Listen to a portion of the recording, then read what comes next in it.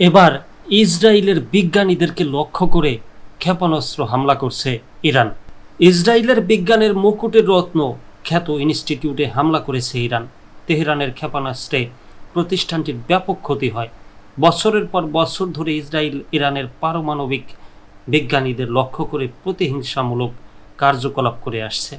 তারা ইরানের পারমাণবিক কর্মসূচির অগ্রগতি রোধ করার জন্য এর পেছনের মস্তিষ্ক পৃথিবী থেকে সরিয়ে দিচ্ছে। এবারই প্রথমবারের মতো ইরান ইসরায়েলের বিজ্ঞান গবেষণায় আঘাত হানল। ইরান ও ইসরায়েলের মধ্যে প্রকাশ্য সরাসরি সংঘাতের কারণে ইসরায়েলের বিজ্ঞানীরাও টার্গেটের অংশ হচ্ছেন।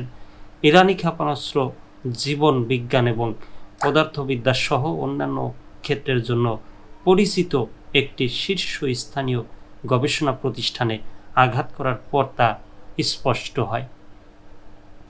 রোববার ভোরে ইসরায়েলের ওয়েইজম্যান ইনস্টিটিউট অব সায়েন্সে হামলায় কেউ নিহত না হলেও মিসাইলটি ক্যাম্পাসের একাধিক ল্যাব উড়িয়ে দেয়। অবকাঠামোগত ব্যাপক ক্ষতি ছাড়াও মিসাইল হামলা বছরের পর বছর ধরে বৈজ্ঞানিক গবেষণা নষ্ট করে দিয়েছে। এ হামলায় ইসরায়েলি বিজ্ঞানীদের কাছে একটি শীতল বার্তা পাঠিয়েছে। তারা এবং তাদের দক্ষতা এখন ইরানের সঙ্গে ক্রমবর্ধমান সংঘাতের লক্ষ্যবস্তু।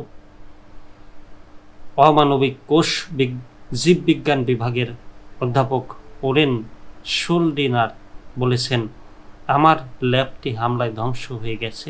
তারা ইসরায়েলের বিজ্ঞানের মুকুটের রত্নকে ক্ষতি করতে সক্ষম হয়েছে।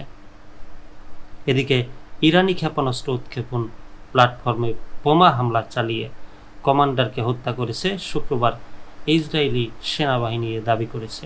দুপুরে ইসরায়েলি সেনাবাহিনী জানিয়েছে তারা কিছুক্ষণ আগে ইরান থেকে ইসরায়েলে নিক্ষেপের জন্য প্রস্তুত 3টি ক্ষেপণাস্ত্র প্ল্যাটফর্ম আক্রমণ করেছে। সেনাবাহিনী বিস্তারিত তথ্য না দিয়ে জানিয়েছে যে সামরিক কমান্ডার উৎক্ষেপণের প্রস্তুতি নিচ্ছিলেন, তিনিই নিহত হয়েছেন। এ হামলা ছিল সুনির্দিষ্ট।